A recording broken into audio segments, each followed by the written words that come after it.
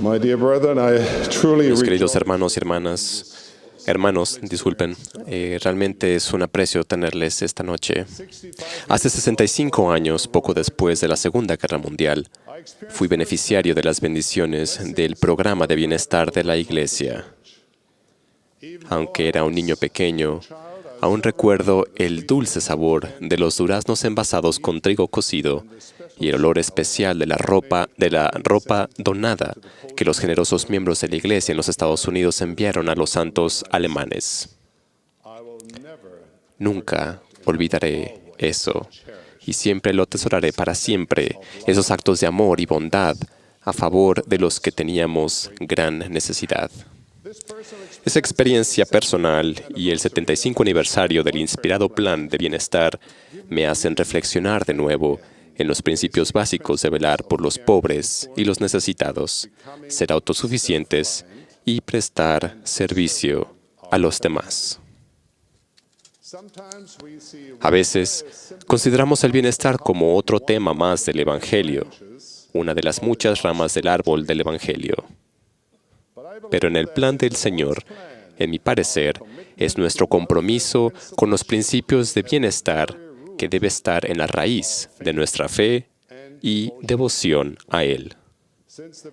Desde el principio de los tiempos, nuestro Padre Celestial habló con gran claridad sobre este tema.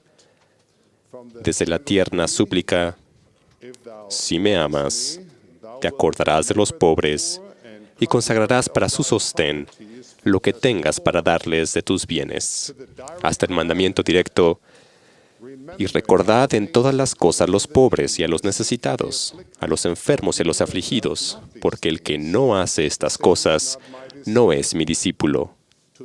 Y a la fuerte advertencia, de manera que si alguno toma de la abundancia que he creado y no reparte su porción a los pobres y a los necesitados conforme a la ley de mi Evangelio, en el infierno alzará los ojos con los malvados estando en tormento.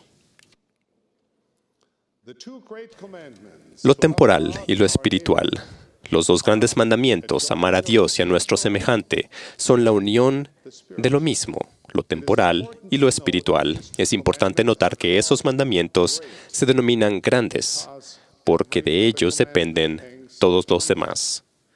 En otras palabras, allí deben empezar nuestras prioridades personales, familiares y de la Iglesia.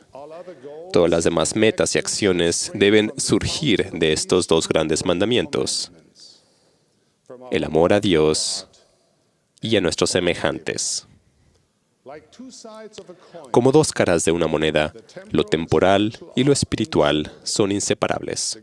El dador de toda vida proclamó: para mí, todas las cosas son espirituales, y en ninguna ocasión os he dado una ley que fuese temporal. Para mí eso significa que la vida espiritual es en primer término una vida. No es solo algo para conocerse y estudiarse, sino es algo para vivirse. Lamentablemente, hay quienes pasan por alto lo temporal por considerarlo menos importante. Valoran lo espiritual, minimizan lo temporal.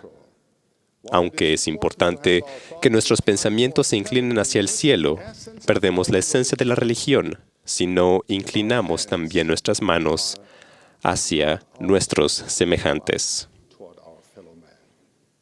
Por ejemplo, Enoc edificó una sociedad de Sion mediante el proceso espiritual de crear un pueblo de un corazón y una voluntad, y la obra temporal de asegurar que no hubiera pobres entre ellos. Como siempre, podemos considerar a Jesucristo como el modelo perfecto. El presidente J. Reuben Clark enseñó: cuando el Salvador vino a la tierra, tenía dos grandes misiones. Una era cumplir su papel de Mesías y efectuar la expiación de la caída y el cumplimiento de la ley. La otra era la obra que realizó entre sus hermanos y sus hermanas en la carne, al aliviar sus sufrimientos. De manera similar, nuestro progreso espiritual está inseparablemente unido al servicio temporal que damos a los demás. Uno complementa al otro. Sin uno, el otro es una falsificación del plan de felicidad de Dios. En el mundo hay muchas organizaciones y gente buena que tratan de satisfacer las necesidades urgentes de los pobres y necesitados por todos lados. Estamos agradecidos por ello. Pero la manera del Señor de cuidar a los necesitados difiere de la del mundo. El Señor dijo, es preciso que se haga a mi propia manera. A Él no le interesan solo nuestras necesidades inmediatas, sino nuestro progreso eterno. Por esa razón, la manera del Señor siempre ha incluido la autosuficiencia y el servicio a los semejantes, además también del cuidado de los pobres. En 1941, el río Gila se desbordó e inundó el valle Duncan, en Arizona. Un joven presidente de estaca llamado Spencer W. Kimball se reunió con sus consejeros, evaluó los daños y envió un telegrama a la ciudad de Salt Lake City pidiendo una gran suma de dinero. En lugar de enviar dinero, el presidente Heber J. Grant envió a 3 hombres, Henry D. Moyle, Marion G. Robney y Harold B. Lee. Se reunieron con el presidente Kimball y le enseñaron una lección importante. Este no es un programa de dame, dijeron ellos. Es un programa de autoayuda. Muchos años después, el presidente Kimball dijo, pienso que hubiera sido fácil para las autoridades generales enviarnos el dinero. Y para mí, no habría sido demasiado difícil sentarme en la oficina y distribuirlo. Pero recibimos un gran beneficio cuando cientos de nuestros miembros fueron a Duncan y construyeron vallas, cortaron heno, nivelaron la tierra e hicieron lo que se necesitaba. Eso es ayudarse a uno mismo. Al seguir a la manera del Señor, los miembros de la estaca del presidente Kimball no solo atendieron sus necesidades inmediatas, sino que además cultivaron la autosuficiencia, aliviaron el sufrimiento y crecieron en amor y unión al servirse mutuamente. Ahora mismo, hay muchos miembros de la iglesia que sufren, tienen hambre, pasan dificultades económicas y padecen todo tipo de aflicción física, emocional y espiritual. Oran con toda la energía de su alma, pidiendo socorro por alivio. Hermanos, por favor no piensen que es la responsabilidad de alguien más. Es la mía y es la suya. Todos hemos sido llamados a esta obra. Todos significa todos. Todo poseedor del sacerdocio arónico y de Melquisedec, ricos y pobres, en toda nación. En el plan del Señor, todos pueden contribuir. La lección que aprendemos una generación tras otra es que los ricos y los pobres tienen la misma obligación de ayudar a sus semejantes. Requerirá el que todos trabajemos juntos para aplicar con éxito los principios de bienestar y la autosuficiencia. Demasiado a menudo vemos las necesidades de los que nos rodean y esperamos que alguien de lejos las satisfaga. Quizás esperamos que los expertos con conocimiento especializado resuelvan los problemas específicos. Al hacerlo, privamos a nuestro semejante del servicio que podríamos darle y nos privamos de la oportunidad de servir. Aunque no tiene nada de malo usar a expertos, seamos realistas. Nunca habrá suficientes para resolver todos los problemas. Pero el Señor ha colocado el sacerdocio de Él y su organización a nuestra puerta en todo el mundo. En cada nación donde la Iglesia se ha establecido, y a su lado, Él ha puesto también la sociedad de socorro.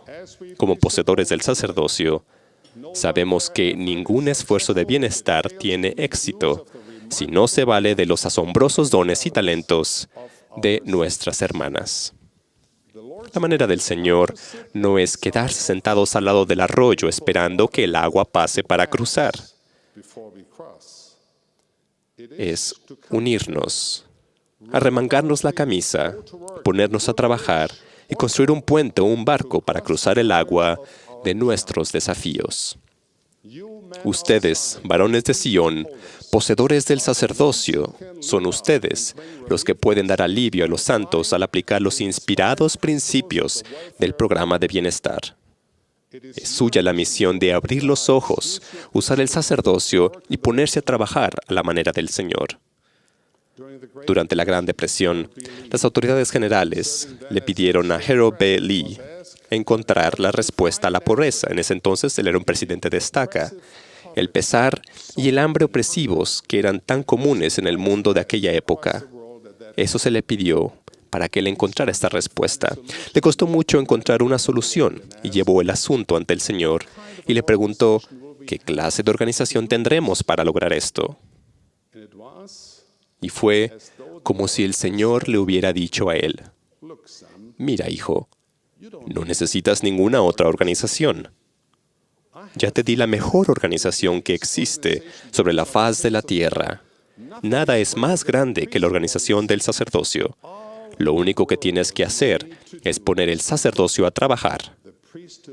Eso es todo. En nuestros días, ese también es el punto de partida. Ya tenemos la organización del Señor. Nuestro desafío es determinar cómo usarla.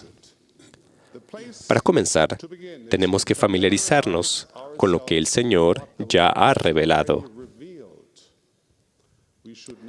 No debemos suponer que ya lo sabemos.